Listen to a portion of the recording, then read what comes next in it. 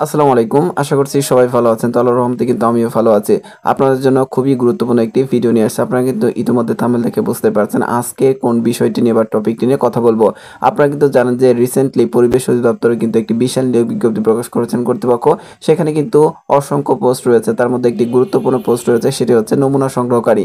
তো আপনারা যদি আজকে আমার এই ভিডিওটি না টেনে সম্পূর্ণ দেখেন তাহলে কিন্তু আপনি নমুনা সংগ্রহকারী সম্পর্কে বিস্তারিত বিষয় কিন্তু আপনি জানতে পারবেন।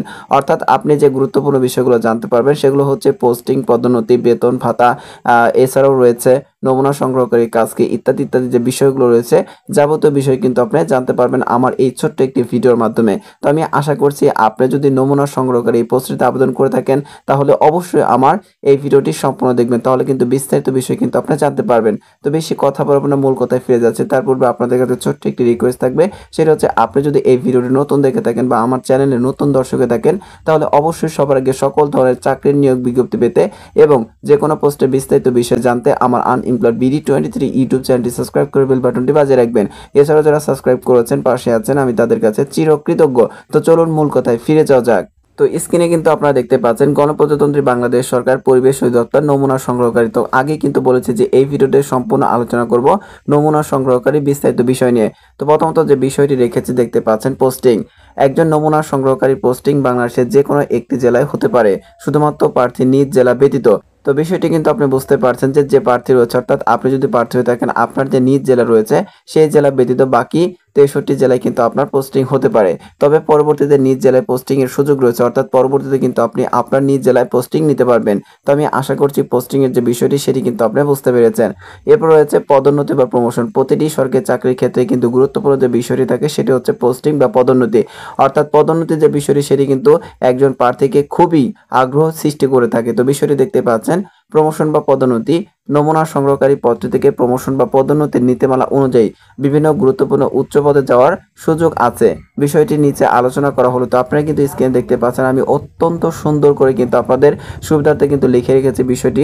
আমি আশা করছি এমনি কিন্তু আপনারা বুঝতে পারছেন। তারপরে আমি একটু বিস্তারিত বলছি। তো ক্রমিক নং একে কিন্তু আপনারা দেখতে পাচ্ছেন নমুনা সংগ্রহকারী, অর্থাৎ বিষয়টা হচ্ছে আপনি কিন্তু পরিবেশ অধিদপ্তরের নমুনা সংগ্রহকারী এই পোস্টে কিন্তু আপনি চাকরির মাধ্যমে কিন্তু আপনি প্রবেশ করবেন।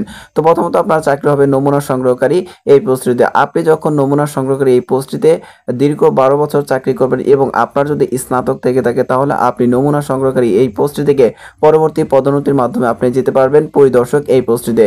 এবং পরিদর্শক এই পোস্টটিতে যখন আপনি দীর্ঘ 7 বছর চাকরি করবেন পরবর্তীতে আপনি প্রমোশন বা পদোন্নতির মাধ্যমে যেতে পারবেন রিসার্চ অফিসার বা সহকারী পরিচালক এই পোস্টটিতে।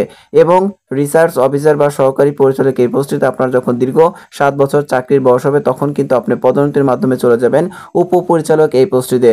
এবং দীর্ঘ 6 বছর উপপরিচালক এই পোস্টটিতে চাকরি করার পরে আপনি আবারও পদোন্নতি পাবেন, সেখান থেকে আপনি চলে যাবেন পরিচালক এই পোস্টটিতে। এবং পরিচালক পোস্টটিতে আপনি যখন দীর্ঘ 3 বছর আপনি চাকরি করবেন পরবর্তীতে আপনি পদোন্নতির মাধ্যমে যেতে পারবেন সর্বশেষ অতিরিক্ত মহাপরিচালক এই পোস্টটিতে।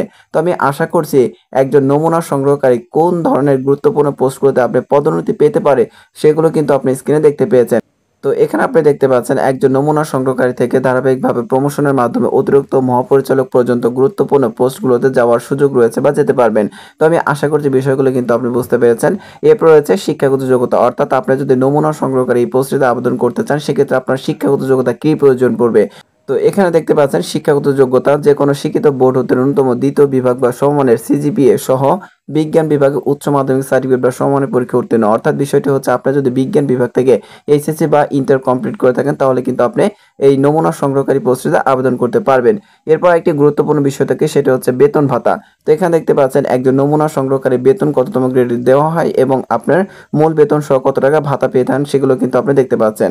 একজন নমুনা সংগ্রহকারীকে সাধারণত 16তম গ্রেডে বেতন দেওয়া হয়, অর্থাৎ আপনার যদি নমুনা সংগ্রহকারী পদটিতে চাকরি হয় তাহলে আপনি মূল বেতন পাবেন 9,300 টাকা থেকে 22,490 টাকা পর্যন্ত। তো বিষয়টি হচ্ছে আপনার যদি নমুনা সংগ্রহকারী পোস্টে চাকরি হয় পরিবেশ অধিদপ্তরে তাহলে আপনার বেতন তো হবে 16তম গ্রেডে এবং আপনার সর্বনিম্ন বেতন হবে 9,300 টাকা এবং সর্বোচ্চ বেতন হবে 22,490 টাকা। এছাড়া কিন্তু অন্যান্য ভাতা আপনি প্রাপ্য হবেন সেই বিষয়গুলো কিন্তু আমি লিখে রেখেছি, আপনারা কিন্তু স্ক্রিন দেখতে পাচ্ছেন। তো এখানে কিন্তু দেওয়া রয়েছে 16তম গ্রেডের একজন কর্মচারীর মূল বেতন ও ভাতা মিলিয়ে মাসিক মোট বেতনের তালিকা নিচে দেওয়া হলো। তো এখানে কিন্তু আপনারা দেখতে পাচ্ছেন যেহেতু আপনি নমুনা সংগ্রহকারী পোস্টটিতে 16তম গ্রেডে বেতন পাবেন সেক্ষেত্রে কিন্তু এই ভাতাগুলো কিন্তু আপনি প্রাপ্য হবেন। তো এখানে দেখতে পাচ্ছেন বেতন ভাতা টাকা মূল বেতন 9,300 টাকা, বাড়ি ভাড়া 6,045 টাকা, যাতায়াত ভাতা 300 টাকা, টিফিন ভাতা দেখতে পাচ্ছেন 200 টাকা, চিকিৎসা ভাতা 1500 টাকা, শিক্ষা ভাতা দেখতে পাচ্ছেন 1,000 টাকা। তো শিক্ষা ভাতার ভিতরে কিন্তু কিছু কথা রয়েছে, সেটি হচ্ছে আপনার যদি 2টি সন্তান হয়ে থাকে সেক্ষেত্রে কিন্তু আপনি 1,000 টাকা পাবেন, এবং আপনার যদি একটি সন্তান হয়ে থাকে সেক্ষেত্রে কিন্তু আপনি 500 টাকা প্রাপ্য হবেন। এছাড়াও দেখতে পাচ্ছেন যে আপনার বেতন ভাতা মিলে আপনার মোট যে বেতনের তালিকা সেটি কিন্তু আপনি দেখতে পাচ্ছেন।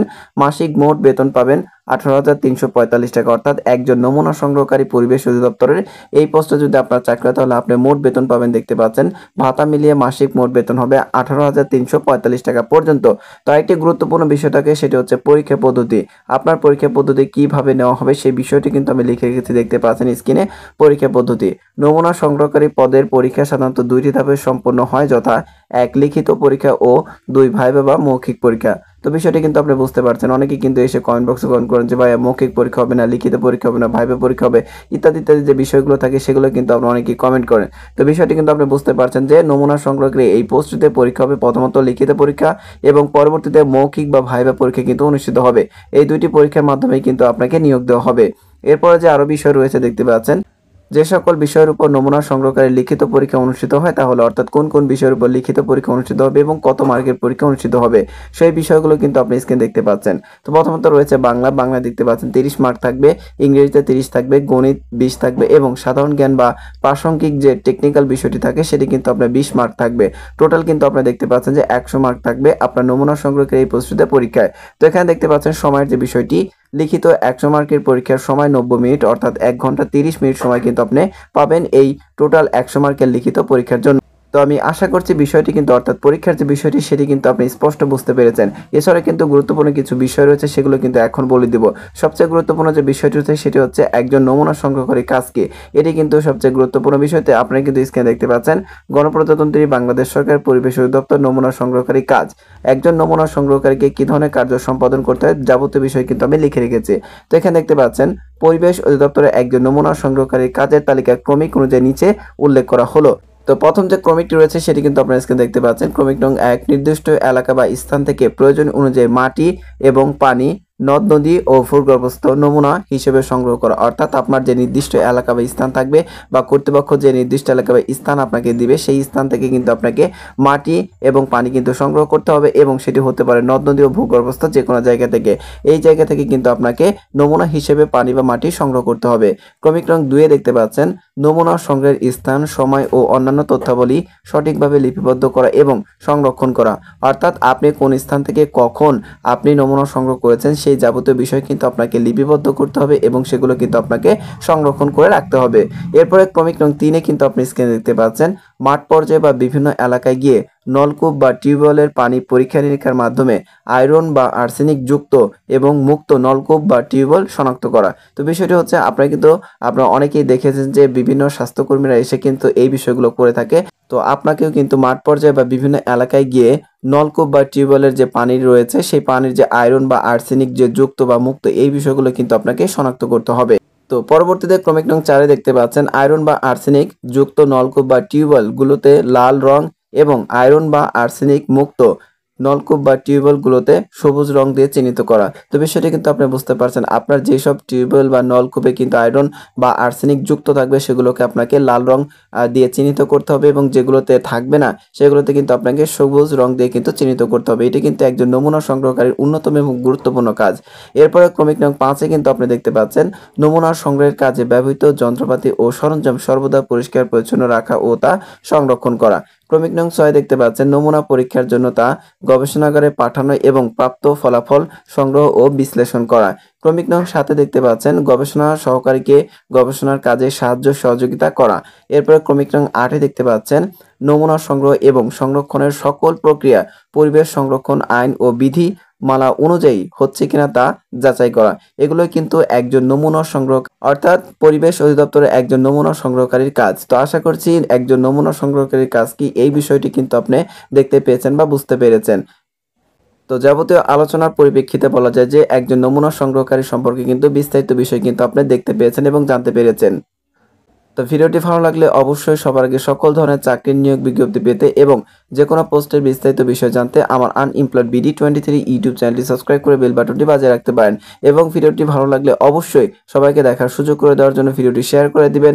এছাড়া ভিডিওটি একটি লাইক দেবেন এবং আপনি এখন কোন জেলা থেকে আমার এই ভিডিওটি দেখছেন অবশ্যই কমেন্ট বক্সে কমেন্ট করে জানাবেন।